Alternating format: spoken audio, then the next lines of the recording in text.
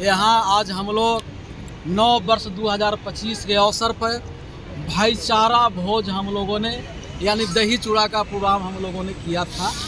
और इस दही चूड़ा प्रोग्राम में विभिन्न दल के लोग जो हमारे सम्मानित हैं, जो बाबा साहब के मानने वाले लोग हैं, जो अम्बेडकरवाद समाजवाद को मानने वाले लोग हैं, संचित वंचित शोषित वंचित लोगों के आवाज़ उठाने वाले लोग हैं, वो सारे लोग सम्मानित साथी आज यहाँ उपस्थित हुए। और आज हम लोगों ने इस भाईचारा भोज के माध्यम से समता स्वतंत्रता और बंधुत्व की लाइन को मजबूत करने का हमने काम किया है, दल से ऊपर उठ के।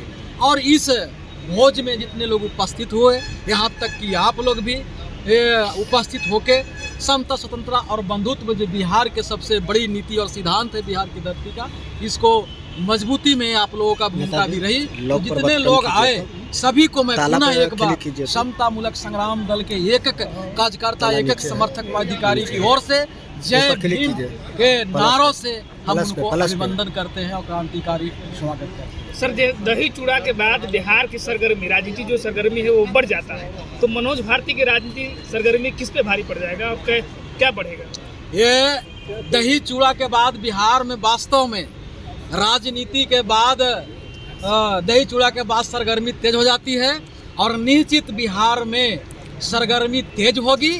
जो समता मूलक संग्राम दल ने जो नारा दी है कि बदलो बिहार बदलो सरकार, अब की बार अम्बेडकरवादी सरकार। जब से ये देश आज़ाद हुआ, जब से बिहार राज्य में चुनाव की प्रक्रिया शुरू हुई भारतीय संविधान के माध्यम से, अभी तक अम्बेडकरवाद का राजनीति में बोलबाला नहीं रही है। यहाँ हम शासक में भागीदारी नहीं रहे हैं। इसलिए 2025 में समता मूलक संग्राम दल ने निर्णय ली है कि यहाँ सभी लोगों ने, बिहार के लोगों ने देखा है मनुवादी सरकार को, समाजवादी सरकार को, झूठे समाजवादी सरकार को, गोडसेवादी और समाजवादियों सरकार को, अब अम्बेडकरवादी सरकार को देखे।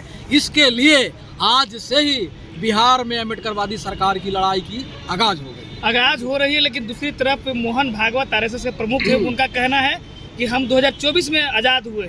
आपको क्या लगता है, जो 1947 में आज़ाद नहीं हुए थे? उनकर बात ओकर चेला चपाटी सुनता है, ओकर बात घरों से बाहर लोग सुनता है। क्यों ये बात को हवा देते हैं आप लोग पत्रकार महोदय जी? ये हवा देने की बात नहीं है। जहाँ बोल रहा है उसको गलत से आवाज निकल के बाहर जाएगा।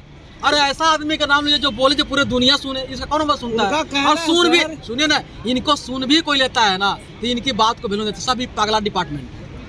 इसको इतिहास और नॉलेज का मतलब है कि कौन बनाया डिपार्टमेंट है। वो कहेगा कि राम बना दिया। अरे राम को बॉल बनाया है, अरे राम के मानने वाले को बॉल बनाया है।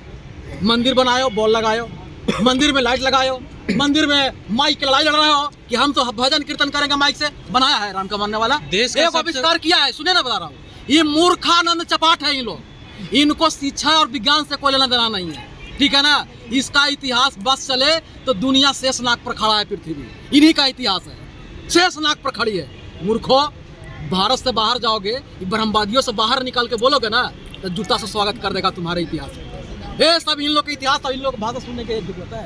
ये सब पगला लोग है, इसको कोई नौ छो नहीं बुझाता है, नौ छो नहीं बुझाता है, नौ छो नहीं बुझाता। इतिहास क्या बतावेगा? इन लोग झूठा ग्रंथ के पत्थर में प्राण डालने वाला लोग। एक तरफ आप कह रहे हैं अम्बेडकरवादी सरकार बनाएंगे, दूसरी तरफ लोगों का कहना है, केंद्र सरकार का कहना है कि हिंदू राष्ट्र बनाएंगे। ये कैसे चलेगा? अम्बेडकरवादी और हिंदू राष्ट्र एक साथ कैसे चलेगा? जो कि बाबा साहब का आइडियोलॉजी मिलता ही नहीं है। भैया, पूरे दुनिया जानता है भारत के जगत गुरु, पूरे दुनिया जानता है भारत को शांति के संदेश देने वाला, पूरे दुनिया जानता है भारत सोने के चिड़िया है। तो हिंदू राष्ट्र से हुआ था का? बुद्धिज्म राष्ट्र से हुआ था, बुद्धिज्म राष्ट्र से। यहाँ राम राज नहीं चलेगा, यहाँ अशोका सम्राट के अशोक राज चलेगा। कौन कहता है कि हिंदू राष्ट्र हो जाएगा? कोई कह रहा है हिंदू राष्ट्र हो जाएगा? यहाँ राष्ट्र भी अगर होगा धर्म के नाम पर तो बुद्धिज्म राज होगा, बुद्धमय भारत होगा। ये सीना ठोक के मैं कह रहा हूँ, और चल रहा है। समता स्वतंत्रता और बंधुत्व उसका मनु का संविधान नहीं है, ये बुद्धिज्म का संविधान है और भारत में चल रहा है। उसको लग रहा है कि हिंदू राष्ट्र बना देंगे। ये भारत समता स्वतंत्रता और बंधुत्व है और इस धरती पर जन्म लेने वाला चाहे कोई धर्म का लोग हो, उसका देश है और सभी का समान अधिकार है।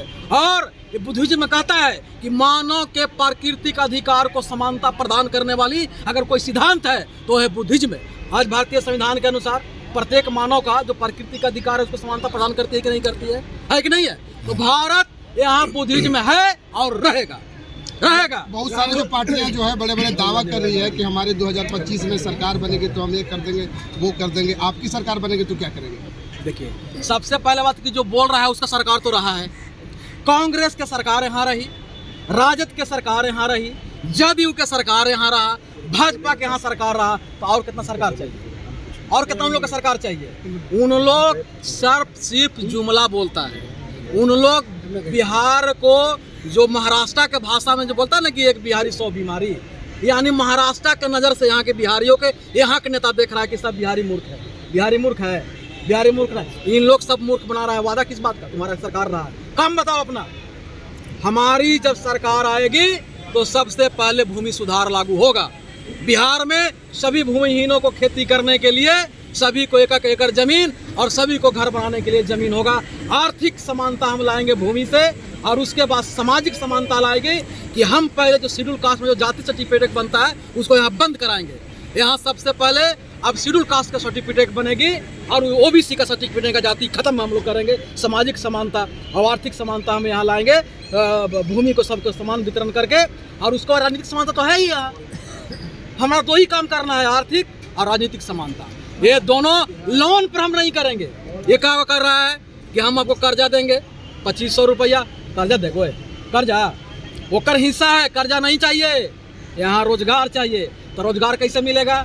सारे नंबर जितना ठेकेदारी है सब सरकारी करेंगे। वो कर्जा थोड़ी दे रहे हैं, सरकारी करेंगे तो क्या दे रहा है? वो कर्जा थोड़ी दे रहे हैं, कर्जा दे रहा है। वो तो योजना चलाए हैं ना। आते हैं सर। हाँ। और संविधान सुरक्षा सम्मेलन करते हैं, कैसे देख रहे हैं इस सम्मेलन? हम उनका भाषण का सुना हूँ। पहले उन्होंने कहा कि फर्जी यहाँ के जाति नकली जाति जनगणना, फर्जी नकली, जबकि उन्हीं का सरकार था। यानी तेजस्वी फर्जी है। यहाँ कांग्रेस का जो प्रदेश कमेटी जो मंत्री बना हुआ था उसमें कांग्रेस का, वो फर्जी है। राहुल गांधी के चेतन शक्ति समझिए।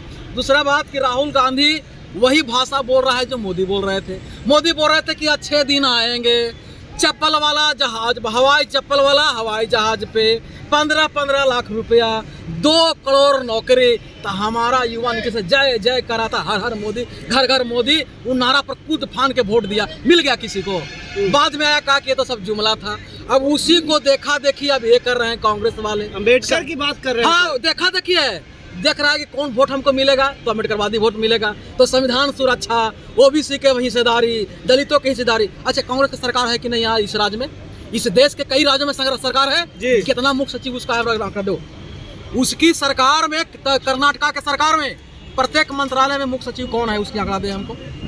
उसकी पार्टी में कितना वो राज्यसभा सांसद भेजा उसकी आंकड़ा दे हमको। उसके पार्टी में जो कोर कमेटी है उसमें कितना ओबीसी और दलित है, देगा राहुल गांधी हमने के हिसाब देगा। उसका तो खुद नहीं है उसके। अब चल जाइए राजस्थान में हमको आज़ादी के बाद 5 साल ही दूसरा पार्टी की सरकार रही है, कांग्रेस और बीजेपी की सरकार रही है। उसी तरह से आपको गुजरात में 10 साल दूसरा की सरकार रही है छुटबड़, बाकी वहाँ भाजपा और कांग्रेस की सरकार रही है। मध्य प्रदेश में वही हाल है, हिमाचल प्रदेश में वही हाल है। क्या कर लिया है कांग्रेस वहाँ? आज भी वहाँ दलित पर जितना दमन और शोषण है, भारत के कोई भी राज्य में उतना दमन शोषण नहीं है जहाँ कांग्रेस और भाजपा की सरकार रही है। ये चोर मौसेरे भाई है। 2025 से पहले मनोज भारती समतामूलक संग्राम दल कोई समीकरण बनेगा या अकेले चुनाव लड़ेगी? हम 243 पर लड़ेंगे और हमारा समीकरण यह है कि जो बाबा साहब के मानने वाले लोग हो तो जाओ वहाँ से अपने दीवारों पर लिख लो, जो बाबा साहब कहते हैं लिखा हो कि नहीं लिखे हो तो वहाँ जाके लिख लो कि हमें बिहार के शासक बनना है।